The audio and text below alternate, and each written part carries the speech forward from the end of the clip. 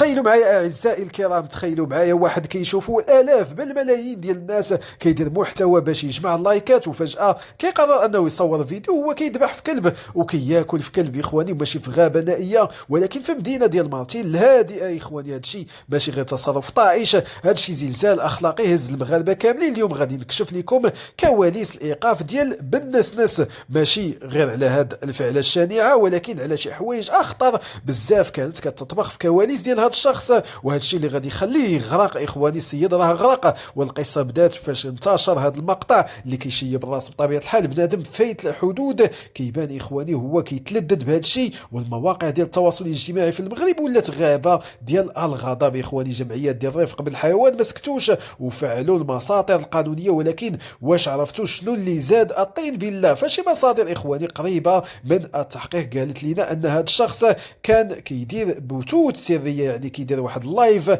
لواحد الفئه معينه في المغرب، كانوا كيديروا واحد الجروب بيناتهم وكانوا كيدفعوا ليه مبالغ ماليه باش يدير تصرفات بحال هذا الشيء. يا اخواني احنا شفنا بان تبعنا بانه كان جاب واحد السيده وداه الخلا وجلس معها 24 ساعه وهو كيدير زعما راه كيدير المحتوى. فاخواني هذا الشيء كامل كان كيروج ليه في ذاك الجروب مع بعض الاشخاص اللي بطبيعه الحال مرضى نفسيين. يعني القضيه ولات تجاره بالبشر وحتى التعدي لا حيوانات وماشي غير شهرة. فإخواني هنا احنا كمغاربة هذا الشيء كيضرنا في القلب، وهذا السيد ما داش غير على الحيوانات بل راه داز إخواني على الدين ديالنا والهوية ديالنا. فالتهم دابا واصلة الإساءة للدين الإسلامي والاستهزاء بالشعائر وتهديد الأمن العام. واش كيسحاب ليه إخواني من الشارع العام ديال بواه؟ فسمعوا معايا هذه المعلومة اللي غتخليكم تصدموا. فكاينين بعض المستجدات كيقولوا باللي ان هذا الشخص كان كيستعمل مخدرات اصطناعيه قويه،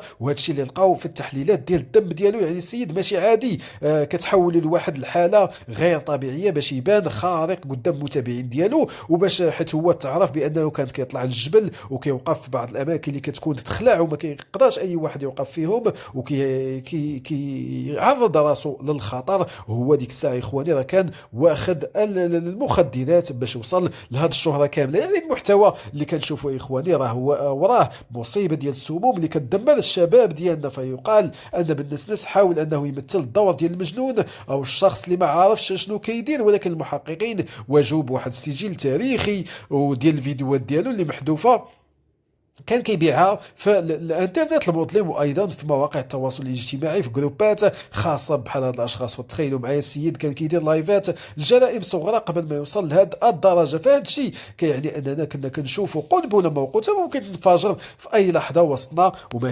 كناش حاسين بها. فالمثير للدهشه ان بعض المقربين منه قالوا انه كان كيخطط يدير تحدي اكبر بمدينه اخرى كون ما وقفتوش السلطات في الوقت المناسب. هاد القضيه يا اخواني خاصها تكون درس لينا كاملين. في مواقع التواصل ماشي هي اللي كتعطي قيمه لبنادم. واش هاد الشخص اخواني خاصو يرجع للمواقع؟ فمستحيل اخواني، خاص المطالبه تكون بخطر نهائي، بحظر نهائي اخواني عفوا، ماشي غير على الحساب ديالو بل تحضر من كاع المواقع التواصل الاجتماعي ما يبقاش يدخل لها، حيت راه كيؤدي ان شبابنا يتعرضوا بحال هاد الضغوطات اللي خاويه اخواني. ولكن الرقم ديال البطاقه ديالو باش ما يبقاش يرجع باسماء مستعاره خاصو يتعطى الادسنس والجوجل باش ما يبقاش يرجع. وخاصنا اخواني نحميو ولادنا من هاد المؤثرين اللي كيأثروا في الخراب ديال ولادنا. اليوم بالنسنس وراء القضبان اخواني، والغاربه كيتسناو الحكم يكون عبره لكل من سولت له نفسه يمس بكرامه الحيوان المقدسات